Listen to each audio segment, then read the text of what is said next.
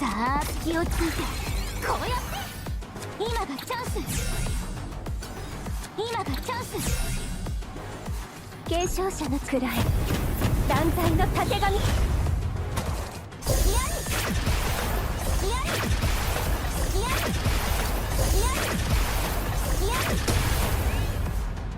逃げ道なんかないんだから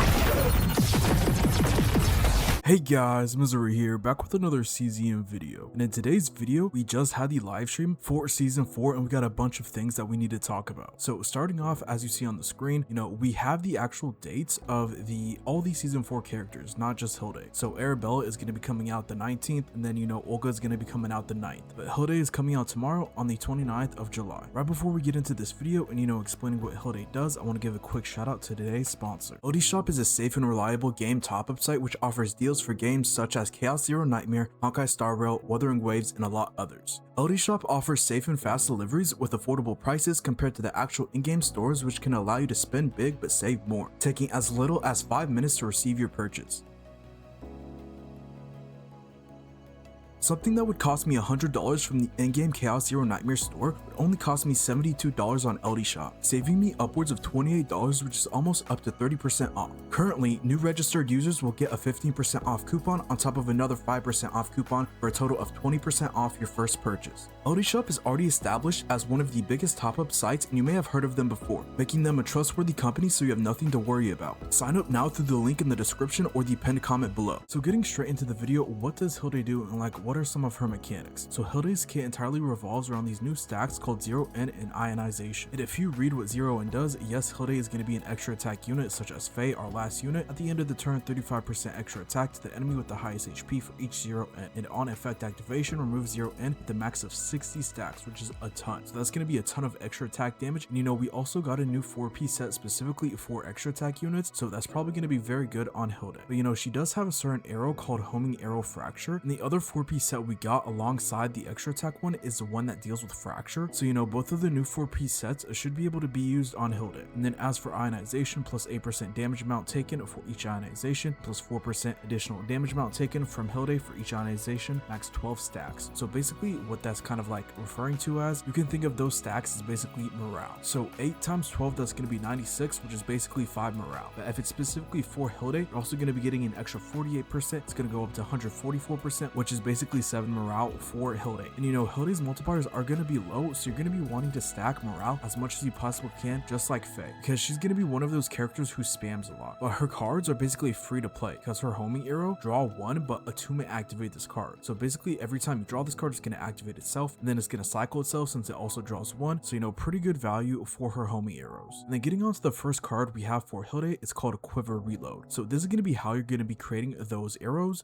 This first one, create 4 homing arrow and draw pile, then draw one of those cards. Like I just said, the arrows do cycle themselves, so you don't really need to worry about clogging the draw pile with these cards since they're going to cycle themselves. And then the second Quiver Reload, create 3 homing arrow fracture and draw pile. Like I was talking about earlier, this is the fraction version of the arrow, so that new 4-piece fracture set is going to be good if you are running this specific epiphany for Quiver Reload. But basically what fracture arrow does, 50% extra attack to all enemies, so this is AoE, gives 1 fracture and then draw 1 and attunement activate this card. Whereas the regular homing arrow was just to a random enemy, it wasn't AoE. And then moving on to this third Quiver Reload, create 1 homing arrow grand and draw pile, which is another new version of the homing arrow. And that version of the homing arrow is going to be 500% extra attack to the enemy with the highest HP, draw 1, attunement activate this card. So this one's going to be kind of like a nuke. So if you're going up against a boss with a ton of HP, this one's going to be pretty good. And then for the 4th and 5th Quiver Reloads, these ones are going to be upgrades. This 4th one, create 2 homing arrow and draw pile when an enemy is defeated. It'll create 2 more homing arrows and draw pile with a max stack of 5 times per turn. And then this 5th one, at the start of the turn, create 3 homing arrow and draw pile. Homing arrow cannot be a target of turn draw. So basically what that means is that at the beginning of each turn, you have your natural draw 5. So this is not going to affect that. This 5th Quiver Reload upgrade. So you won't be able to draw those homing arrows with the natural draw 5 at the beginning of the turn with this upgrade. Then moving on to our next card called Plasma Ray. So this first one, it has lead, so it has a chance to get 0 cost, 100% damage and 2 ionization to all enemies, attunement 2 ionization to a random enemy. As I said before, ionization, that's going to be the one that increases the damage amount taken on the enemy. That kind of basically basically acts as morale. And then the second one, it also has lead, 3 ionization to all enemies, and draw 1. So this one goes draw neutral. It's really not bad, especially if you can get that lead to proc. It'd be a 0 cost, and draw neutral, basically free. This third plasma rain, 100% damage and 3 ionization to all enemies. This one's going to be AoE, and a common theme you may see for Hilde is that she does a ton of AoE damage. And then defeat, 3 fracture to all enemies, max 1 time. So yeah, Hilde does have a lot of AoE damage in her kit. Fourth plasma rain, this one's going to have ignition, so you may see that 3 cost there, and to get scared, but if you know how ignition works, whenever you exhaust a card with this card in hand, it's going to decrease the cost. So if you exhaust 3 other random cards, this plasma rain is going to go down to 0 cost, and it's going to give 3 ionization to all enemies and 180% piercing damage. This fifth plasma rain, 120% damage to all enemies, more AoE, draw 1 attack cards of this unit, shrink decrease cost by 1. So this is most likely going to be drawing an arrow because you're going to be having so many of those in the dropout. And then streak, if you ever play Fae, that's a new effect that got released when Fae came out. Basically, you just need to use a card of the same attribute. So if you use the instinct card before you use this plasma rain, it's going to get the streak effect that decreases cost by 1. So basically making this 0 cost and free. As for the next card, this one's going to be draw and release. First one also has lead. Another common theme you may see for Hilde, she has a lot of lead cards. Draw 2 attack cards of this unit plus 80% damage amount to those cards for 1 turn until used. So basically this acts as 4 morale. You're going to be getting 4 morale for your homing arrows, which is going to be really nice. You want to stack as much morale as you possibly can, or as much damage amount taken debuffs to the enemies. The second draw and release also has lead. Draw 2 for the next 3 extra attacks of this unit, 1 fracture to all enemies. So this is going to be good with the 4-piece fracture set, since you're going to be applying a decent amount of fracture with this epiphany. This third one is 0 cost. Move all cards in hand to draw pile, then draw for each move. This is basically just like a shuffle or a reset if you just want to get rid of your current hand and maybe try and get a better hand. Fourth one, draw 2 lead cards, decrease cost of those cards by 1 for 1 turn until used. So yeah, like I said earlier, Hilde does have a lot of lead cards. This is a way to fish out the lead cards in the drop out with a specific draw and release of 4th epiphany. And then 5th draw and release, 2 cost, increase damage amount of the next attack card of this unit by 30%. Multiplicative. This is multiplicative and not additive, so keep that in mind. For each card drawn through an ability this turn, max 300%. So the way I would see this being used maybe is if you run a grand homing arrow build, because that's 500%, and then you multiplicatively buff that with this 300%, that goes up to 1500% for the grand arrow. Her other arrows are going to be not really that high of multipliers, so you're not really going to be wanting multiplicative buffs on them. But her homing arrow that's grand has a 500% multiplier. I could see this draw and release buffing that up a ton. And then onto our next epiphany card, Big Game Ranger. This first one, unique lead, on hit 3-0-N. So basically what on hit means, if you have an AoE damage card and there's 3 enemies, that's going to be 9-0-N, because it's going to be 3 times 3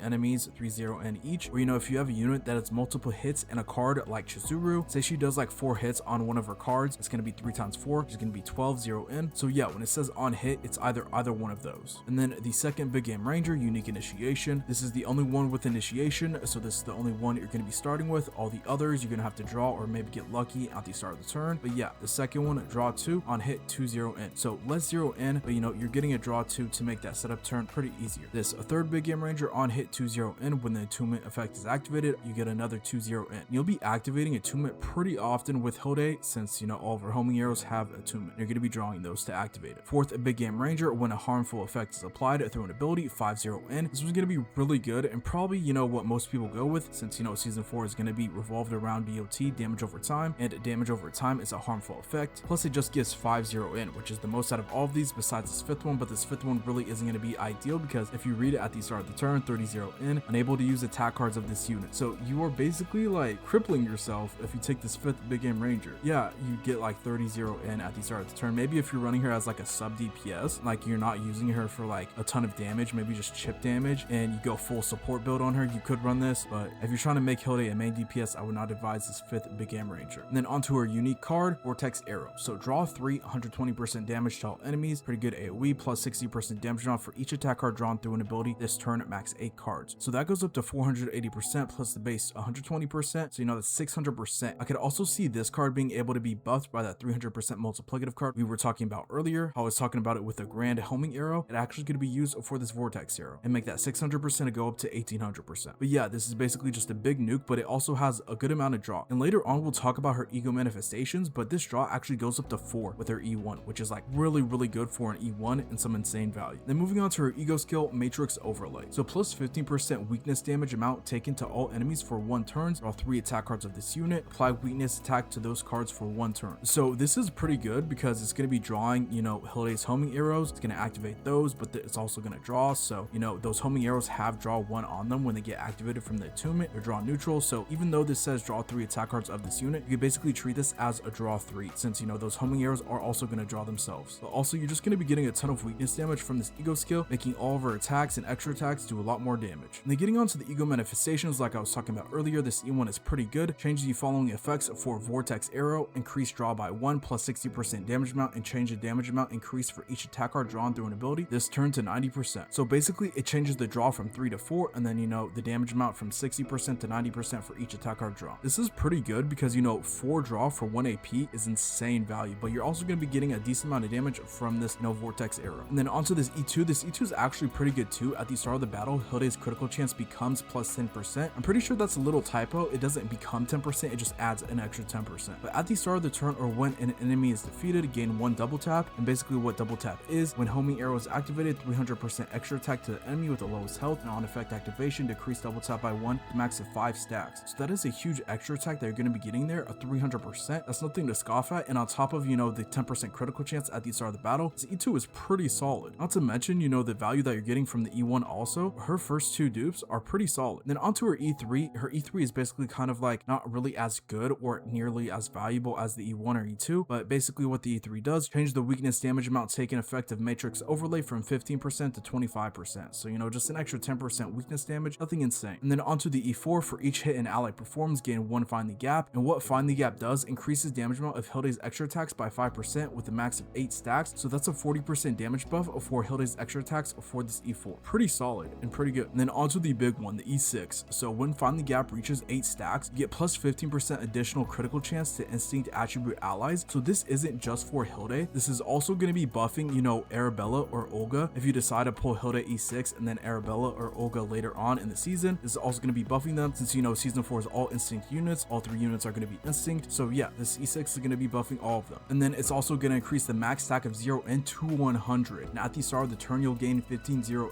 So basically it goes from 60 0N stacks to 100 0N stacks, which is almost double. That's like a pretty huge damage increase. And then for each stack of 0N, plus 1% critical damage to 0N, and then max plus 45%, which is 45% critical damage. This E6 is absolutely insane. So you'll be getting 15% critical chance to not only Hilde, but her allies that are instinct also. The stack of 0N goes from 60 to 100, and then you're also going to be getting, you know, 45% critical damage, assuming you have 45 0N stacks at least. So, you know, Hilde is going to be absolutely going insane with this E6. And if you are pulling Hilde dupes, I highly recommend this E6 if you can afford it. And then moving on to Hilde's partner called Eunie. Increase attack of the assigned combat by 16%. When an instinct attribute attack card is created in the draw pile by the assigned combat, increase damage amount of the extra attack of that card by 40% until used. And then if that card is an unusable card, you'll gain 1 preparing live rounds, which is a new buff that basically gives you 10% critical chance to assign combat. And, you know, it only has 1 stat. But Hilde has tons of ways to increase her critical chance and critical damage, which is really good. So you'll probably be able to get up to 100% critical chance on Hilde. With how many extra attacks she does, that's going to be very valuable. Then moving on to the team compositions that the CZ and Dev team recommends for Hilde. You know, first team we have Hilde, Arabella, and Olga. Like I said earlier, they're all instinct. And, you know, Hilde's E6 is going to be buffing Arabella and Olga. So I'm very curious to see how the interaction is going to work. And then for the second team, we have Hilde, Faye, and Typhara. Third team, Hilde, Yuki, and Mika. Very surprised they put Yuki in there, but maybe, you know, they're thinking of using her as a morale bot, or, you know, morale support for Hilde, since Hilde wants a bunch of morale. But yeah, those are the team compositions that they are recommending for Hilde. And yeah, that's going to be the end of this video. If this video was informative, if it was, I'd very much appreciate if you could support the channel, whether it be like, comment, subscribe. You know, it all means a ton to me. I appreciate every single one of you. If you have any video suggestions that you want to see me do, just leave a comment down below and I'll take it into consideration. But yeah, let me know what you guys' thoughts on Hilde also are. And yeah, that's going to be the end of this video. I hope you guys take care, peace, and be safe. Until the next one.